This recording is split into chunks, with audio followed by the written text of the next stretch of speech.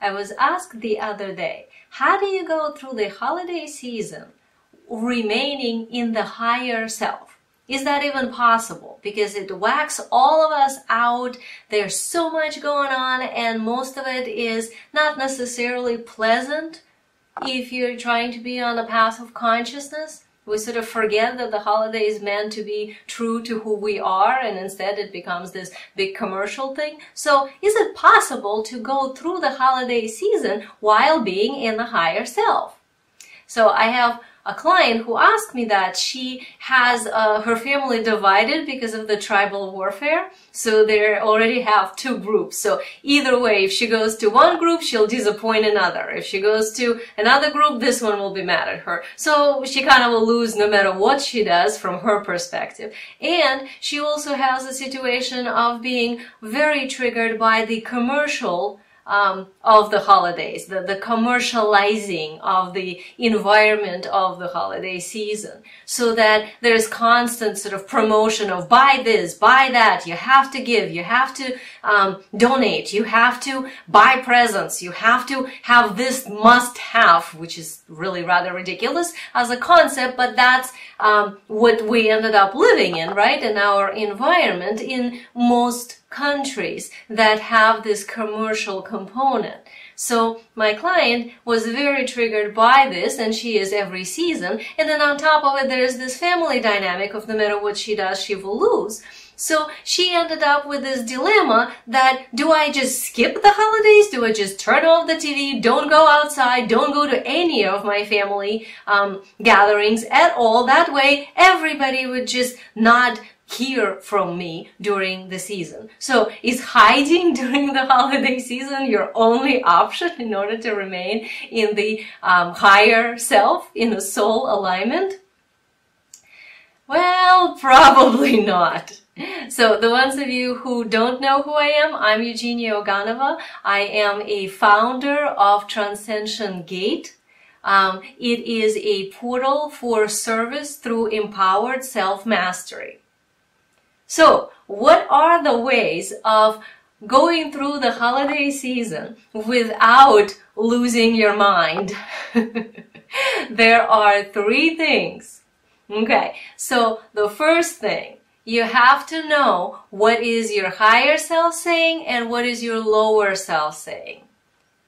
If we don't know what the lower self voice is saying, we get lost. We think that this is what we are saying, what we are feeling. There's too much of identification with the lower self component to the point that we don't actually know what we're feeling. It feels like the lower self is all we got. So it's essential that you are able to differentiate. Okay, this is my fear talking. I'm afraid to disappoint somebody. I'm afraid to be a bad person if I don't do something. Or I feel obligated. Or I feel stuck in something. Or I get angry. Or I feel like a victim of something that I see on TV or in a store or whatever. All those things, there are lower self-perceptions. They are emotional reactions to life based on our karmic filters. So it's essential to be able to know that, okay, that is not me. That is my lower self experience. In other words, that's what my karma is saying. That's not what I am saying, or at least I don't want to be saying that. But that is what my karmic patterns are saying. This is how my karmic filters that are sort of clouding my perception of reality are reacting to life. It's okay that they are there. It's okay that you have those reactions. There's nothing wrong with it, but you have to know that that's not you, that that's your lower self. That a little bit of a distance allows you to have a secondary voice. As in, well, what's the higher self perspective on this? And then you start to see, oh, there might be a lesson in this for me. Or, I'm noticing I'm projecting my authority here, so perhaps this is an opportunity for me to take some of my power back. Or, maybe this is where I overgive or overplease instead of actually paying attention to my own needs. In other words, the higher self always points out to you, what are you learning by being in this experience? While the lower self is the experiencer that is not happy in the moment. So being able to be aware of those two voices separately, that's absolute key. So that's number one. Number two is be your own boss. You're not a victim of commercial anything out there. Just because somebody says you must buy it, that does not mean you have to.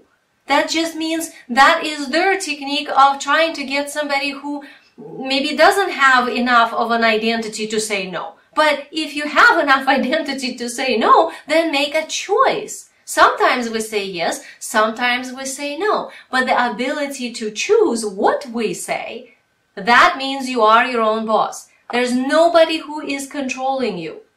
Same thing goes for how you act sort of in life, right? Somebody can poke at you during the holiday season and it triggers you, right? We all have that. They either activate guilt in us or shame in us or victim or whatever else your pattern is.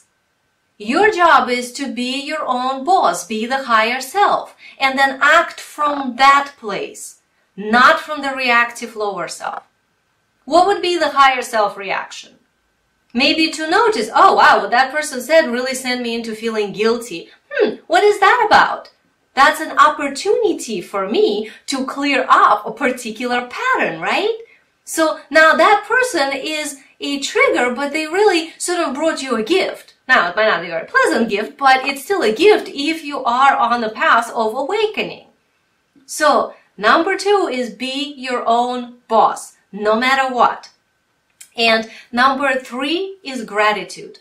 When we are in the energy of gratitude, we are experiencing life through the filter of oneness and abundance. There's plenty of everything. Then we don't feel like, oh, if I go here, I will disappoint so-and-so, and then somehow I'm a bad person. Or if I don't buy this, then they'll be mad at me because I didn't give them a gift. But then, on the other hand, I don't want to be the victim of consumerism and end up buying something I don't actually believe in buying. All these internal struggles we go through, they are about not enoughness.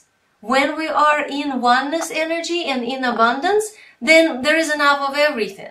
And it's not your job to please other people. People will experience reality based on their own beliefs, not on whatever you gift them or don't gift them. Go visit them or don't go visit them. So from the place of gratitude, though, figure out, what do I actually want to do from that place? Maybe that does mean that instead of going somewhere, you make a phone call. Maybe it means you go somewhere, but you go for a duration of time that you find is kind to you, because that's how you choose to show gratitude to these people, but not maybe to the amount of the entire evening. Maybe it's just stop by and leave in half an hour. The same thing with purchases. Maybe instead of feeling like you have to give something to everybody, maybe you can meditate and radiate love to your whole family. And then decide how you choose to actually give them something and in what way. Maybe there's somebody that is more special with whom you want to share that gratitude in the form of either your presence or a gift or special words. And maybe the other people are not somebody that you necessarily need to have physical component to your gratitude.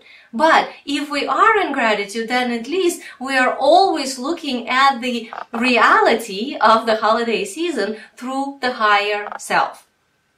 So there you have it. This is how we sort of survive the holidays in the higher self, right? 3 things. 1 is remember to differentiate your lower self and higher self voice so that you're not all lower self.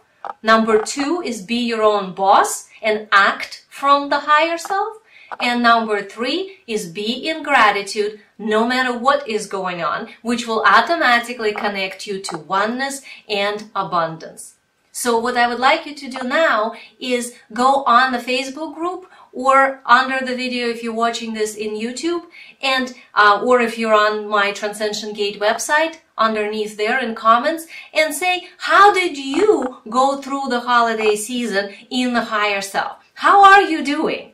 How is your experience with the holidays and being in the higher self? Share this with everybody so that we can actually realize that we're not the only ones experiencing this, just like my client was asking me, feeling like she's all alone in this. When actually everybody's feeling it one way or another, but now you have 3 things to do in order to be able to remain in your higher self.